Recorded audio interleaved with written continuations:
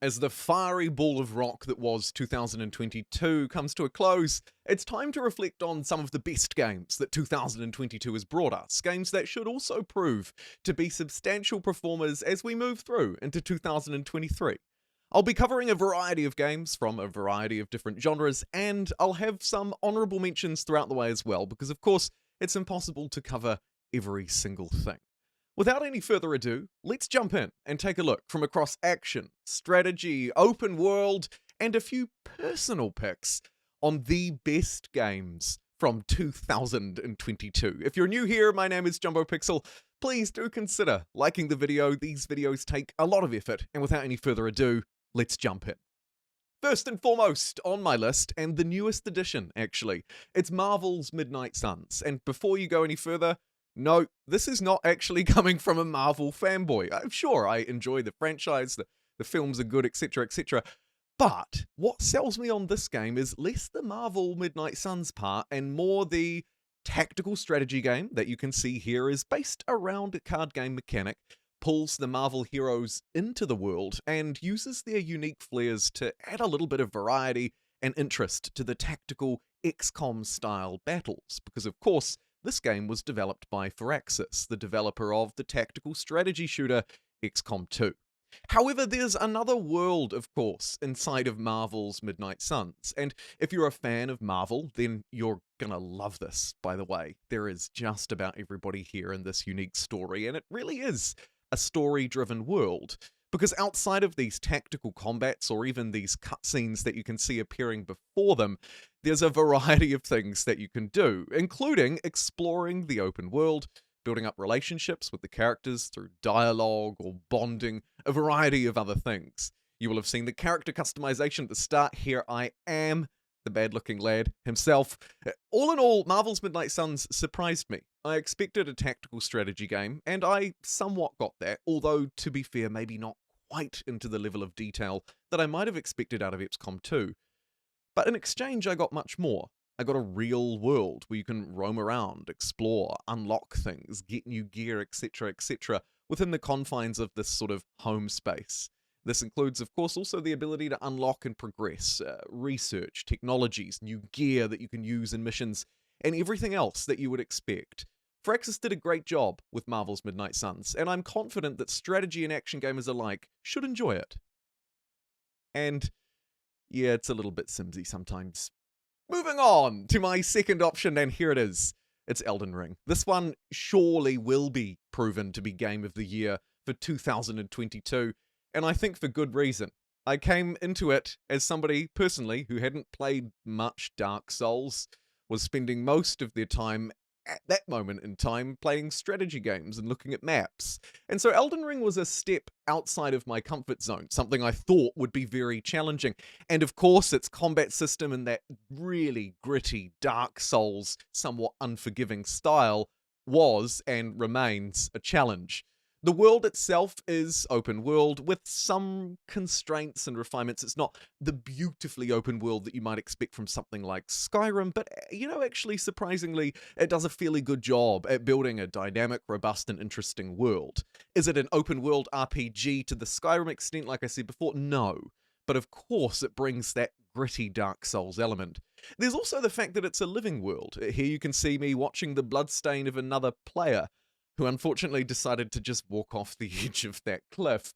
Which brings me to another point, and that's the multiplayer. The multiplayer builds on this rather intricate and delicate world where, of course, you're creating your own character, choosing the way that you want to fight. Will it be magic? Will it be your sword play? Or a mixture of the two? And then you can bring some friends in to your world as well. Maybe you use them to cheat and take a little bit of gear off them. But more importantly, you can fight the bosses together. It was one of the most interesting, fun, and unexpected multiplayer experiences I had as well. Although, of course, Elden Ring will remain at its core a fantastic, gritty, single-player experience. And if you haven't played Elden Ring, I would really suggest that you do. Even if you're a little bit put off, perhaps, by its Dark Souls, gritty, difficult combat style, it's a wonderful experience, and I would highly recommend it. Moreover, one of the things that inspired me to create this list and in thinking about the things that I wanted to put here was that also I wanted these games to be games that would carry through, not just the best of 2022, but maybe games that will also prove to be just as significant in 2023. That could be through new content. Elden Ring is a good example, Colosseum update, adding a variety of new PvP modes, and they continue to add more to the experience. And it's that addition of adding more to the experience, whether the game is a brand new release in 2022 and has some DLC updates coming out, or if it's more of an early access look, like the next title on our list, is very important to me. And so you should see that moving through as we continue throughout the rest of the best games of 2022. My picks, anyway. Speaking of which, what feels like an eternity ago but was apparently only 6 months, Dune Spice Wars. Dune Spice Wars is currently in early access, but I wouldn't let that put you off because the team at Shadow Games have done a fantastic job at supporting it and updating it. But the better question, of course, the context is, what actually is it? Dune Spice Wars, much like Marvel's Midnight Suns, of course, brings an existing legacy and universe. In this case, it's the Dune franchise. However, just like the first edition on my list, I don't believe you need to be a lifelong fan or even entirely knowledgeable, if at all, about the franchise to enjoy the game. And I am perhaps living example of that. Knowing almost nothing about Dune going into it, I was more interested in this as a real-time strategy game that also merged in some 4X strategy game elements, right? That exploration, expansion, so on and so forth. Dune Spice Wars does a really good job at both, and while still in early access, and then adding on the flavour and lore of the Dune world, I've been very impressed. Dune Spice Wars is a relatively straightforward game, that they continue to add more detail, more interesting units, late game features, and ways to interact with other players.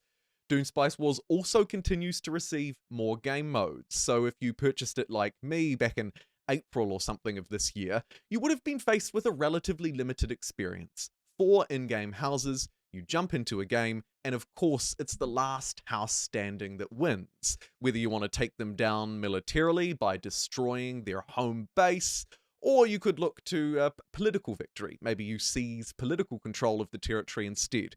There are, of course, a variety of ways to win, but ultimately you'll sit down for a few hours, play through, and hopefully come out on top. A score victory is always there, of course, if you can't achieve anything else. However, over the months since April and continuing over the holidays, Dune Spice Wars' aggressive and, dare I say, ambitious early access roadmap continues to be delivered mostly on time. I think maybe there may have been a few delays, but to be fair, these guys have been very impressive. Dune Spice Wars now has the ability, of course, to play multiplayer, and it's a really solid experience, at least in my somewhat limited playtime with it.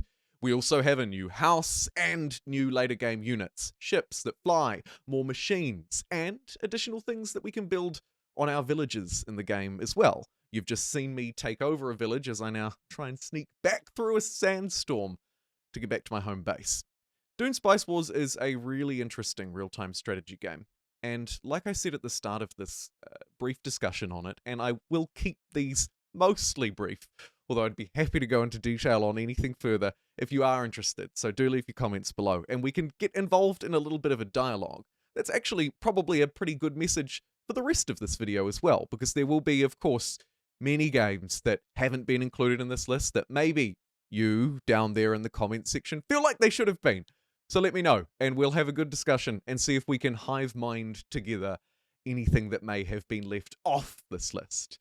But as I move through into the next item, I'd like just to say quickly one more thing about Dune Spice Wars, and it's that while it's an early access title, it's one of the few that I can truly say doesn't feel like it.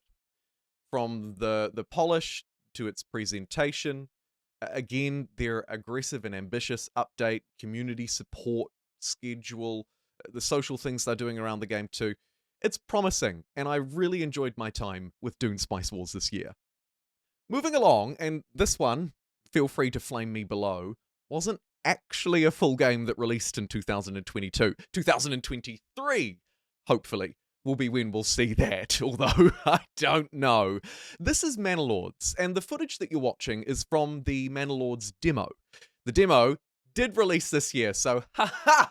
Got you on a technicality? Maybe? I don't know. I'm not sold, but what I am sold on is Manor Lords.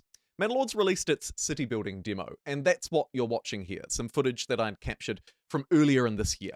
The city building demo of the game was very impressive. From a game developed almost entirely by one man, a very sort of Minecraft-esque initial story, picked up now by the fantastic publisher Hooded Horse, and some support around the outside, the Manor Lords city building demo was, and remains, one of the highlights of my year. It was a fluid city building experience. It moved away from grids and into other things. But also, it's building a much broader world, okay? So here you can see me plotting out my settlement, right? Placing down some roads. You can see there's resources on the map, like deer or perhaps minerals and, and iron and all of these interesting things. But underneath that is a really quaint city builder where you manage individual populations, not at a frustrating or annoying detail, but at a slightly higher level, right? You assign workers to buildings to complete jobs. Of course, it's a resource management game as well, and you'll see that spread all along the top of the user interface up there. All of the different resources that we're trying to manage. Our people, of course, and their approval and so on and so forth, but one of those. However, Manor Lords is much more ambitious than just its fantastic city building frame. We're also expecting, and we've only seen a little bit of like trailers or screenshots, but we haven't really been able to sit down yet with its combat system and with its more world-based territorial system. And by that, I mean, of course, we are but one of the lords in the region. We can trade with the others or fight the others in real-time, total war style, almost Bannerlord style, although you might not actually be down as one of the soldiers yourself, but rather controlling it from just slightly above them. A very interesting combat system. Honestly, it looks incredibly fascinating, and if Manor Lords can keep its core city building structure, which is, like I say, fantastic, building on seasonality and resources and populations and people, and into a very fluid world, but then add on a total war combat system with pretty interesting features. We've heard about being able to recruit different types of units, of course, and also different types of gear, but moreover, in the battles themselves, we have formations, defensive lines, offensive lines, flanking strategies, so on and so forth. It looks really promising. And then there's this world territory building element to it as well, where we may look to actually use that military force or political force to expand out, take more land. And then what you have is a city builder where you're constructing your cities, or medieval townships in this case, and then using a total war combat system to engage on a strategic map view. If Manor Lords can pull this off, and so far, genuinely so good. Of course, this is the highlights of 2022. So for the most part, except for maybe one addition towards the end of the list, I will be talking about really solid experiences. And Manor Lords was just that. However, like I said at the start, so far, unfortunately, we've only had about a week with its demo earlier this year. And until we see some more, I will be waiting, quite literally, as I sit right now on the edge of my seat, looking forward to seeing what Manor Lords can deliver next in 2023. But first, it's time for some quick-fire, right honourable mentions. The games that I can't quite cover in full detail, but deserve to be mentioned here because they touched my life in some way. Firstly is Stray. It's a great game in a really interesting, slightly dramatic world where you play as a cat. It combines elements of action and puzzler into what is a really good experience that lets you just switch off and chill out for a few hours and enjoy a simple but really engaging game. Speaking of engaging, LEGO Star Wars: The Complete Saga released this year, and I've always been a longtime fan of the couch co-op experience that LEGO Star Wars delivers, and this release is the most ambitious yet, combining all of the Star Wars movies, of course, into, like I say, the largest LEGO game to date. And it does it in a way that is, of course, playful, fun, and interesting, and if you're a fan of the Star Wars franchise, then you'll really enjoy this one. And the final addition on my list, again, if you're a fan of the franchise, you might enjoy it. It's God of War Ragnarok, probably one of the best releases of the year alongside Elden Ring and a few other hotspots out of PlayStation Studios. God of War Ragnarok has been a somewhat recent release. I haven't completed it myself, but my time with it so far has been incredibly good. Next on my list, and slowing down just slightly from the rapid-fire honourable mention pace of before, is Songs of Conquest, and this game could very well be one of the least known titles that I'll be adding to this list. Although important to note, it won't be the last indie game that features here. Songs of Conquest has received overwhelmingly positive reviews generally for its release, and I think rightly so. It obviously has a slightly more unique style to it. As you can see, the world is presented in this sort of 3D, but really somewhat two-dimensional classical look, where we're taking a look down at a strategic map, moving our heroes of might and magic, if you will, across the map, upgrading them, finding gear, additional troops, or special loot. You can also collect settlements, like this one that I've collected here, where I'm able to build buildings and use the resources that I'm collecting from around the map to, again, research new technologies or new buildings, maybe build defense to defend it against other enemy heroes, computer-controlled, that could come onto the map and try and fight me as the days or turns pass in each sort of level or world, if you will.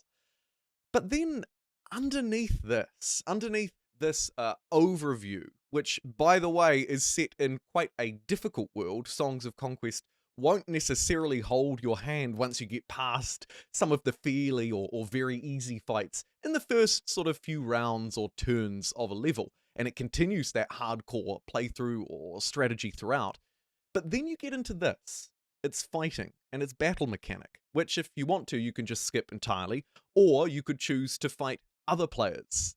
That's right, because it now has multiplayer. Much like Dune Spice Wars, Songs of Conquest is another game that I feel fairly confident about its ability to continue to perform throughout 2023, despite being a somewhat lesser known or still under development title. But here we see it's more interesting, and in fact maybe the element that I prefer the most about it. This is its battle sequence, fueled not just by this sort of hexagonal combat that you're seeing on screen. As you can see, it's round based. Down the bottom we can see the order, who gets to fight when.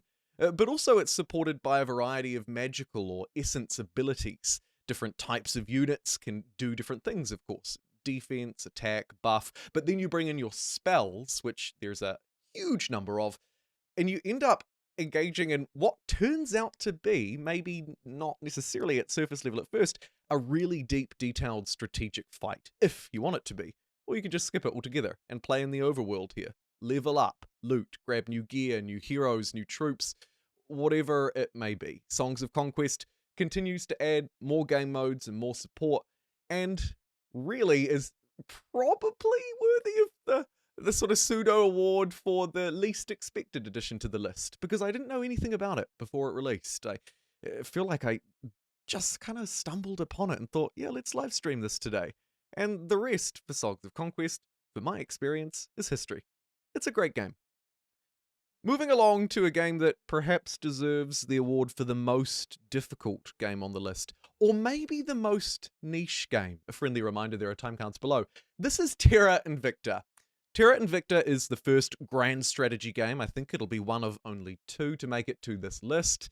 And it is a deep dive into classic complexity at a grand scale. If you want to watch some great gameplays, I'm sure there are heaps, but Potato McWhiskey has a fantastic series on it. Thoroughly enjoyed watching it, maybe even multiple.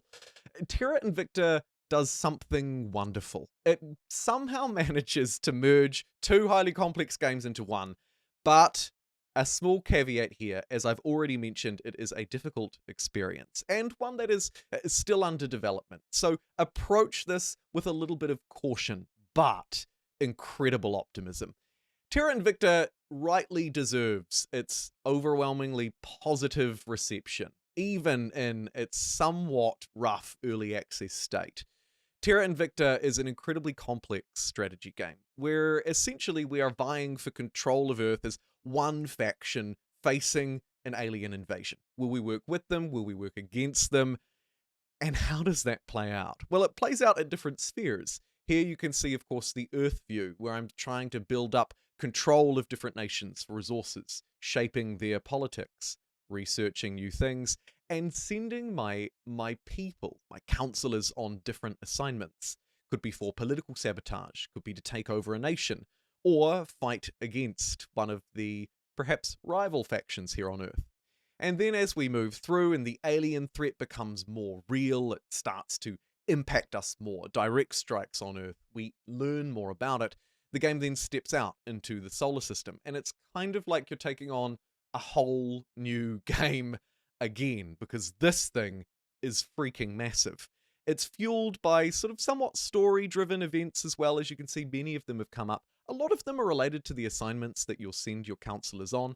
And of course, like any other great strategy game, you'll be collecting a variety of resources and so on and so forth that you can see spread across the top of the map. Terra Invicta is a fantastic game. It is a highly complex, but deserving of its highly praised reviews. Terra Invicta is also published by Hooded Horse. Important to note, as we move through into the next somewhat rapid-fire addition to the list, this game is Against the Storm. And this one, if I was giving out random rewards that mean nothing to you, dear viewer, would probably take the reward for best game that I've played the least of on the list. Against the Storm is a hybrid game, and a really fascinating one that provides an incredible amount of replayability. Against the Storm is a roguelite mixed with city builder survival. And while most of this kind of game would focus on you generally just building one city, in Against the Storm, you're essentially building a network.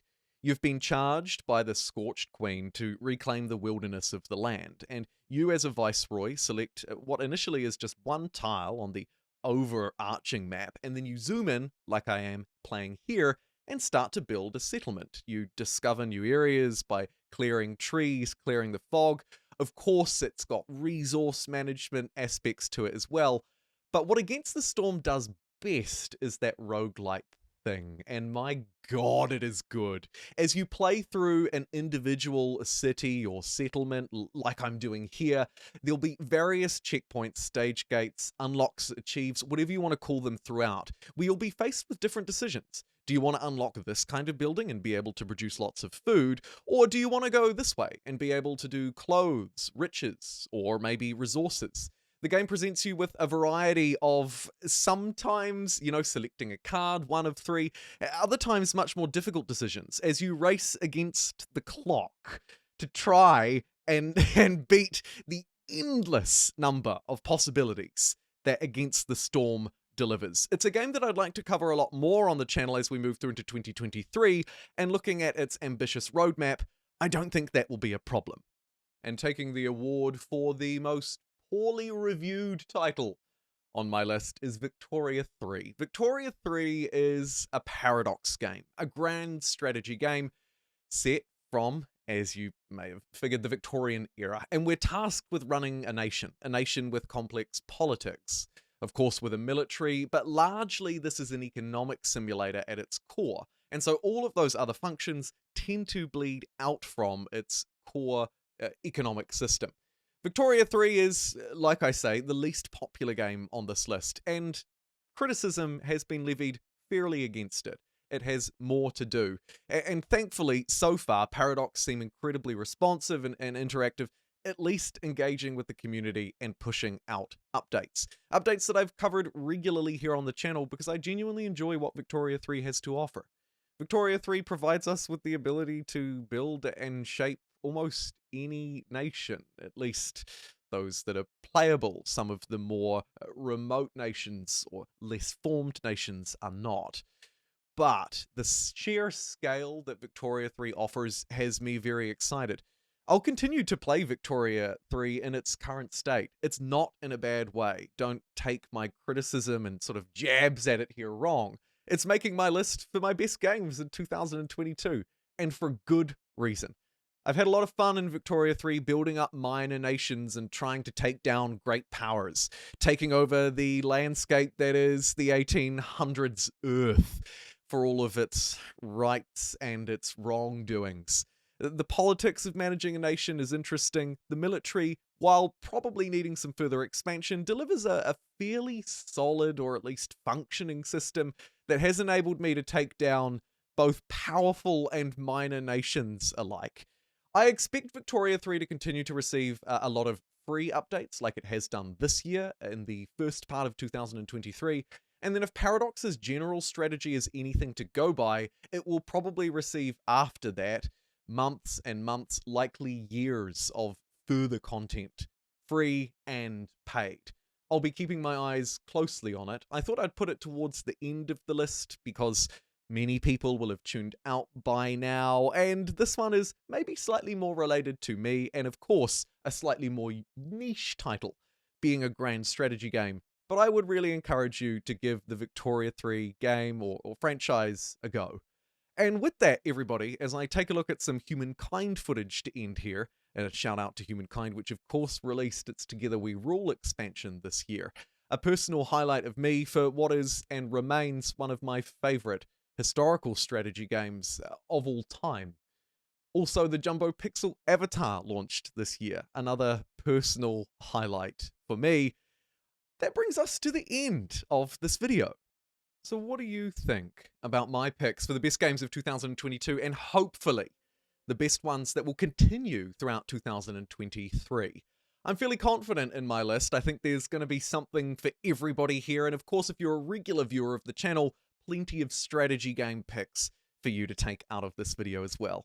Thank you to everybody who watched this video and supported the channel this year. It's been an incredible year. Thank you to the channel members, patrons, subscribers on Twitch. Without you, this literally wouldn't happen. And to everybody else who's watched, thank you so much for joining me, and I will see you all in my next video. Take care, everybody. Bye-bye.